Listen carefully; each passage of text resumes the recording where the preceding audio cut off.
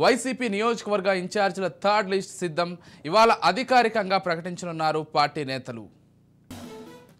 ఇవాళ వైసీపీ నియోజకవర్గాల ఇన్ఛార్జీల మరో జాబితా విడుదల కానుంది. మూడో జాబితా తుది దశకు చేరుకుంది. ఇవాళ వైసీపీ మూడో జాబితాను ఆ పార్టీ విడుదల చేయనుంది.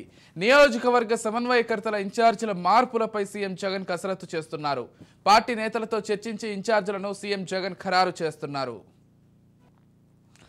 మొత్తంగా వైసీపీ ఇన్ఛార్జీల మూడో జాబితా ఈరోజు విడుదల కానుంది. దాదాపు 60 నుంచి 70 స్థానాల వరకు మొత్తంగా ఎమ్మెల్యే అభ్యర్థులను లేకపోతే అక్కడ ఉన్నటువంటి స్థానిక ఇన్ఛార్జీలను మార్పులు చేర్పులు చేపట్టినట్లుగా ఇప్పటికే మనకు సమాచారం ఉంది. ఇదే అంశానికి సంబంధించి పూర్తి సమాచారం అందించడానికి మా ప్రతినిధి గాలిబ్ ఫోన్ ద్వారా సిద్ధంగా ఉన్నారు. చెప్పండి గాలిబ్. వైసీపీకి సంబంధించిన మూడో జాబితా ఈ రోజు సాయంత్రానికి అధికారికంగా ప్రకటించబోతున్నారు.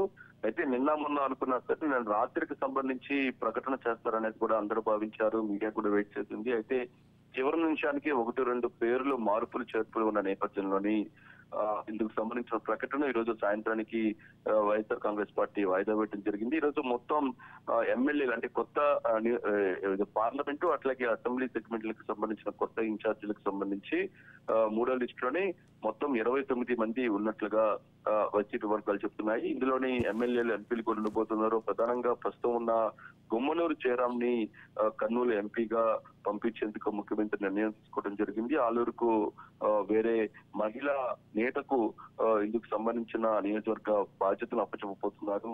ఇంకా దాంతో పాటు ఒంగోలులో కూడా మార్పులు ఉండబోతున్నాయి.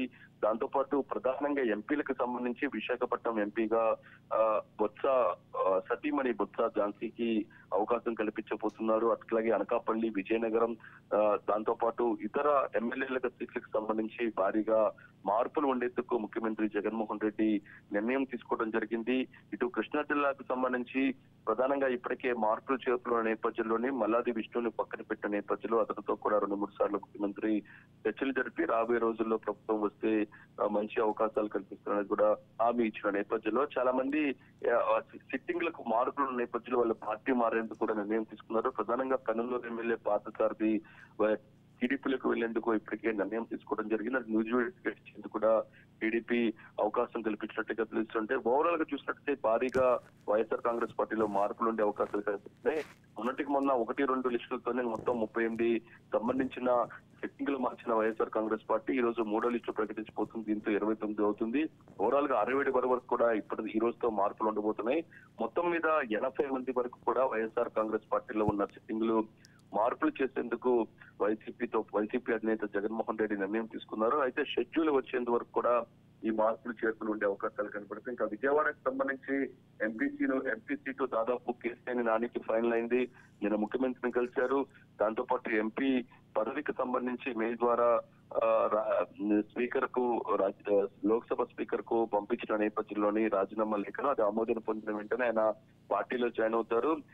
ఒకవేళ ఈ రోజు లేకపోతే నెక్స్ట్ లిస్ట్ లోని ఖచ్చితంగా లోక్సభ విజయవాడకు సంబంధించి కేసీఆర్ నాని పేరు అధికారికంగా ప్రకటన చేసే అవకాశం ఉంది. దాంతో పాటు ఆయన ఒక 2 అసెంబ్లీ సీట్లు కూడా కోరుతున్న నేపథ్యంలో దానిపై కూడా జాయిన్ అయిన తర్వాత కసరత్తు చేసి వైసీపీ ప్రకటించే అవకాశాలు కనపడుతున్నాయి. ఇంకా గుంటూరుకు సంబంధించి ప్రధానంగా లావు కృష్ణదేవరాయలను గుంటూరుకు వెళ్ళమన్నారు. ఇక దానిపై ఇంకా నిర్ణయం తేలినట్లుగా తెలుస్తుంది.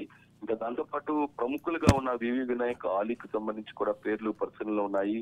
ఏలూరు ఎంపీగా వివి వినాయక్ పేర్లు పరిశీలిస్తున్నారు. ఇంకా గుంటూరు నుంచి ఆలీ పేరును కూడా పరిశీలిస్తున్నట్టు తెలుస్తుంది. అది ఇంకా ఫైనలైజ్ అవ్వలేదు పరిస్థితుంది. ఇంకా ఒంగోలు నుంచి మాగుంట శ్రీనివాస్ రెడ్డికి మరోసారి అవకాశం కల్పించబోతున్నారు ఎంపీగా. ఇంకా నెల్లూరు నుంచి రాజ్యసభ సభ్యుడిగా ఉన్న వేమిరెడ్డి ప్రభాకర్ రెడ్డి పేరును కూడా దాదాపు ఫైనల్ అయింది. ఈ రోజు అధికారికంగా ప్రకటించే అవకాశాలు కనబడుతున్నాయి. ఓవరాల్ గా మొత్తం 29 వరకు ఎమ్మెల్యేలు అట్లాగే ఎంపీల అభ్యర్థులకు సంబంధించిన పేర్లను ఈ రోజు మూడో జాబితాలో వైసీపీ సాయంత్రానికి ప్రకటించబోతుంది. ఇంకా సీఎం జగన్ క్యాంప్ కార్యాలయానికి వరుసగా ఎమ్మెల్యేలు, ఎంపీలు ఎగురుతూనే ఉన్నారు. మార్పులు చేర్పులున్న నేపథ్యంలోని వాళ్ళకు సంబంధించిన అంశాలను ముఖ్యమంత్రి వద్ద చెప్పుకునేందుకు వస్తున్న పరిస్థితి కనపడుతుంది. కసరత్తు మాత్రం ఇంకా కొనసాగుతుంది. సాయంత్రానికి ఈ మూడో జాబితాకు సంబంధించిన ప్రకటన అధికారికంగా వైసీపీ ప్రకటించబోతుంది. ఎస్ గాలిబ్, అంటే ఈ మార్పులు చేర్పులు విషయానికి సంబంధించి వైసీపీ ఒకవైపు ఖచ్చితంగా 175 అవుట్ ఆఫ్ 175 రావాలని ఈ మార్పులు చేర్పులు చేపడుతుంటే, ఎక్కడైతే అభ్యర్థులను మారుస్తున్నారో అక్కడ తీవ్రమైనటువంటి వ్యతిరేకత కూడా ఎదురవుతోంది. ఎవరైతే మార్చారో వాళ్ళ నుంచి, అంటే కొంతమంది రెబెల్గా మారుతున్నారు, మరికొంతమంది ఏమో ఇతర పార్టీలోకి వెళ్తున్నారు. అంటే ఈ వ్యతిరేకతని వైసీపీ ఏ విధంగా ఎదుర్కోబోతోంది, లేకపోతే దీనికి సంబంధించి ఏదైనా ప్రణాళికలు రచిస్తోందా? అంటే ఒకటి ఆర్థికంగా బలం, మరోపక్క సర్వేల ఆధారంగా గెలిచే ఆ, అభ్యర్థులు. ఈ రెండు అంశాలను కూడా ప్రధానంగా వైసీపీ పరిగణలోకి తీసుకుంటుంది.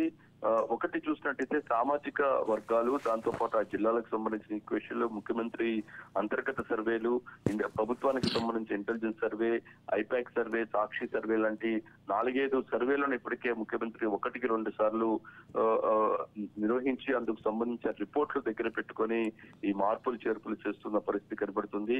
ఎందుకంటే ప్రధానంగా చూసినట్టయితే కర్నూలుకు సంబంధించి ఎంపీగా గుమ్మనూరు జయరాంను ముఖ్యమంత్రికి వెళ్ళమన్నారు. అయితే ఆయన వెళ్లేందుకు అంత మొగ్గు చూపట్లేదు. ఇప్పటికే 4-5 సార్లు ముఖ్యమంత్రి కలిసినా సరే అక్కడ ఆలూరుకు సంబంధించి పరిస్థితి బాగోలేదు, ఇక్కడికి వెళ్ళాలి అనేది మాత్రం ముఖ్యమంత్రి ఆదేశాలు జారీ చేసినట్లుగా తెలుస్తుంది. దీంతో ప్రస్తుతం సిట్టింగ్ ఎంపీగా ఉన్న సంజీవరావు నిన్న మీడియాతో మాట్లాడుతూ పార్టీతో పాటు ఎంపీ పదవికి రాజీనామా చేస్తున్నట్లుగా ప్రకటించారు. ఇలాగా అసంతృప్తులు వరుసగా బయటపడుతున్నాయి. ఆయా ఎవరి అసంతృప్తి వ్యక్తం చేస్తున్నారో వాళ్ళతోనే ముఖ్యమంత్రి నేరుగా మాట్లాడే ప్రయత్నం చేసినా సరే వాళ్ళు వెనక్కి తగ్గిన పరిస్థితి కనపడుతుంది. ఎందుకంటే పెనంలూరు ఎమ్మెల్యే పార్థసారథికి సంబంధించి ముఖ్యమంత్రి వద్దకు ఆ పార్టీకి సంబంధించిన కీలక నేతలు తీసుకెళ్లినా సరే ఆయనతో మాట్లాడారు, బుజ్జగించే ప్రయత్నం చేశారు. అయినా సరే ఆయన ససేమిరా అంటూ ఇది ఎంత ఉందో పెనంలూరు నుంచి గనవరం వెళ్లేందుకు ఆయనకు అవకాశం కల్పించినా సరే ఆయన ససేమిరా అంటూ ప్రస్తుతం టీడీపీ తీర్థం పుచ్చుకునేందుకు రంగం సిద్ధం చేశారు. ఇంకా మరోపక్క కాపు రామచంద్రారెడ్డి బయటకు వచ్చి చాలా బహిర్గతంగానే ముఖ్యమంత్రి మీద హాట్ కామెంట్స్ చేసి తన ఇండిపెండెంట్ గా పూర్తి చేసేందుకు నిర్ణయం తీసుకున్నానని చెప్పారు. అంటే వరుసగా చూసినట్టయితే ఈ పరిణామాలు ప్రస్తుతం ఎన్నికలు ఇంకా 2 నెలలు ఉన్న నేపథ్యంలో కొంత ఇబ్బందులు తలెత్తే అవకాశాలే వైసీపీ కనపడుతున్నా సరే పార్టీ మాత్రం ఇది సర్వేల ఆధారంగానే సామాజిక కొనలనే చేస్తామనేది కూడా చెప్తూ ఉంది. Thank you Ghalib.